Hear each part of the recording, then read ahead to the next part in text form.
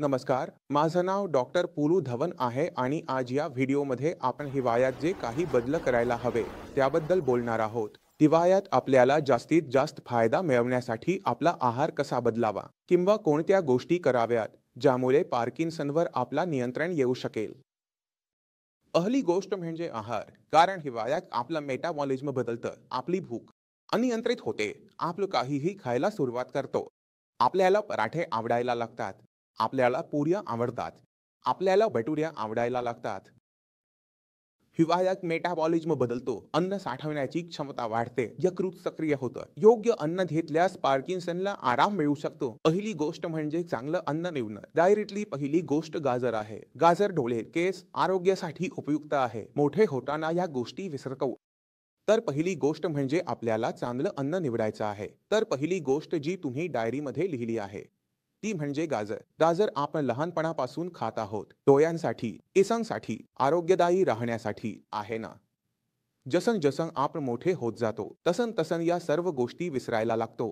अहो, हे काहीही मदत करत नाही. आता तुम्ही गाजराचा अनेक प्रकारे वापर करू शकता. गाजराची खीर बनवू शकता, खव्याशिवाय दुधात गाजराचा हलवा बनवू शकता, गाजराचा रस पिऊ शकता आणि गाजर सूप पिऊ शकता. भूक वाढल्यास मशरूम खा, शाकाहारींसाठी फायदेशीर. मशरूम, मटर, गाजरात व्हिटॅमिन्स भरपूर, मेंदूला मदत. नॉन व्हेजिटेरियनसाठी मासे, चिकन आहारात समाविष्ट करा.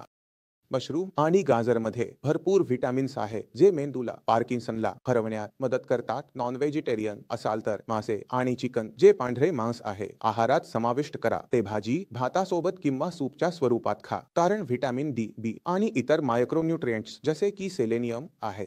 मी नेहमी सांगतो की तुम्ही तुमच्या आहारात मासे आणि चिकन जे पांढरे मांस आहे ते दररोज समाविष्ट करू शकता. तुम्ही ते कोणत्याही प्रकारे खाऊ शकता.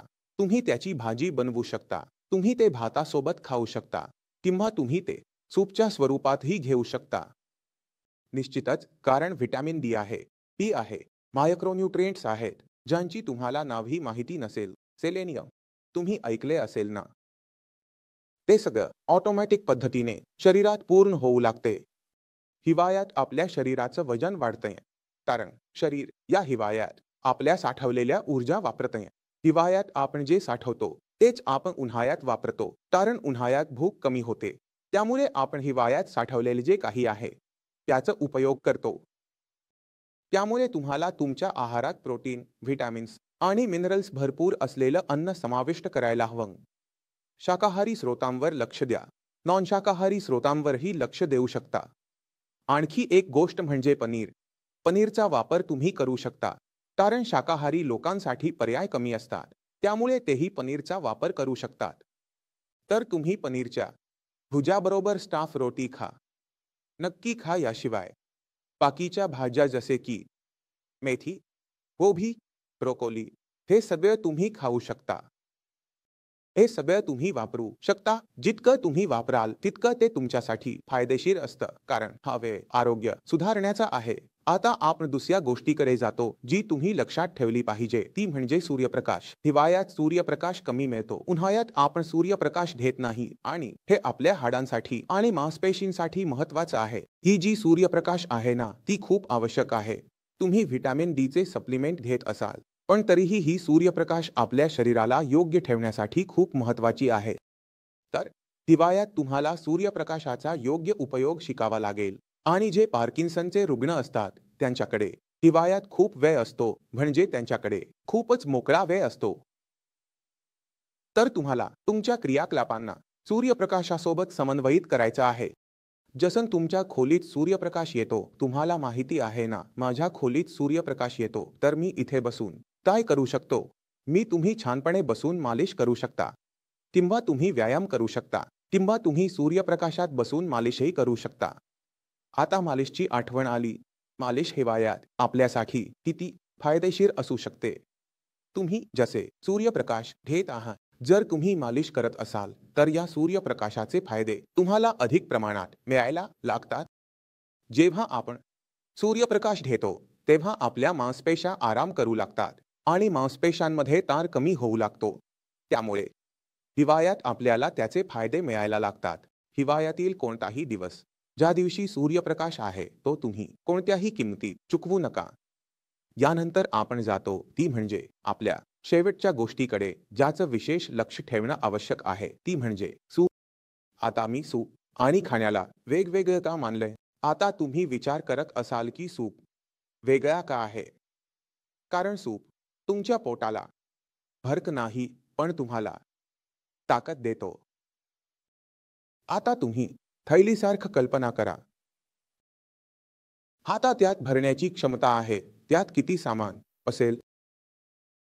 मी 2 किंवा 3 रोटी खातो, तर 3 रोटी खाल्ल्यानंतर पोटाचा स्तर वाढतो आणि तुम्ही आणखी खाऊ शकत नाही.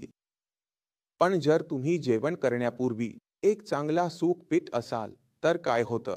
पोट भरलेलं नसतानाही तुम्ही जास्त खाणार नाही. पोट भरलेलं नसतानाही रोटीच्या तुलनेत जास्त न्यूट्रिशनल व्हॅल्यू तुम्ही आपल्या शरीरात घेत असता. त्यामुळे तुमच्या आहारात सूपचा समावेश करणे खूप महत्त्वाचं आहे. सूप गाजराचा, गाजर पालकाचा किंवा गाजर पालक चुकंदराचा असू शकतो. त्यात श्रे, डाळ किंवा पनीरही असू शकतं. त्यामुळे भाज्या, डाळ आणि इतर गोष्टींचा मिश्रण करून तुम्ही एक चांगला सूप तयार करू शकता. रोज सूप बनवल्यास सूपचा स्वादही वेगळा असेल, कारण त्यात विविध मिश्रण असतील. माझ्या घरात माझ्या फ्रीजमध्ये चुकंदर आहे, तर मी चुकंदर घालतो. पालक आहे, तर मी पालक घालतो. मला फळ्या, बीन्स दिसत आहे, तर मी बीन्स घालतो. त्यामुळे काय होतं? एक मिश्रित व्हिटॅमिन ए तुमच्या शरीरात प्रवेश करतो आणि जिथे जिथे कमी आहे, तिथे तिथे ती कमी भरली जाते. त्यामुळे तुम्हाला ताकद जाणवते. याबरोबरच तुम्हाला दूध पिण्याबद्दल लक्षात ठेवायला हवं, कारण दुधाबद्दल आजकाल ॲलर्जीज खूप होत आहेत. प्रत्येकजण दूध पित नाही. जे पितात त्यांच्यासाठी दुधात हळदी किंवा केसर घालणं आवश्यक आहे. यामुळे दुधामुळे जो कफ तयार होतो तो कमी होतो.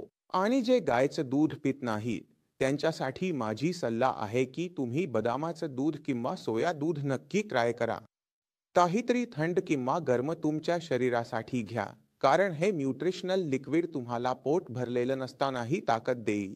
आणि कन्स्टिपेशनची समस्या जी पार्किन्सन रुग्णांमध्ये दिसते, ती सोडवण्यातही मदत करते. आता कोणती समस्या आहे जी प्रत्येक दुसऱ्या पार्किन्सन रुग्णात दिसते? जे लोकांना कन्स्टिपेशनची समस्या आहे, त्यांना ती सोडवण्याची गरज आहे. मी इच्छितो की तुम्ही या व्हिडिओच्या शेवटी कन्स्टिपेशनवरचा व्हिडिओ नक्की पहा. कदाचित तुमचं कन्स्टिपेशन औषधांशिवाय ठीक होईल. याच्या सोबतच मी तुम्हाला पुढे जाण्याची परवानगी मागतो. पुढील व्हिडिओमध्ये भेटू. तोपर्यंत नमस्कार.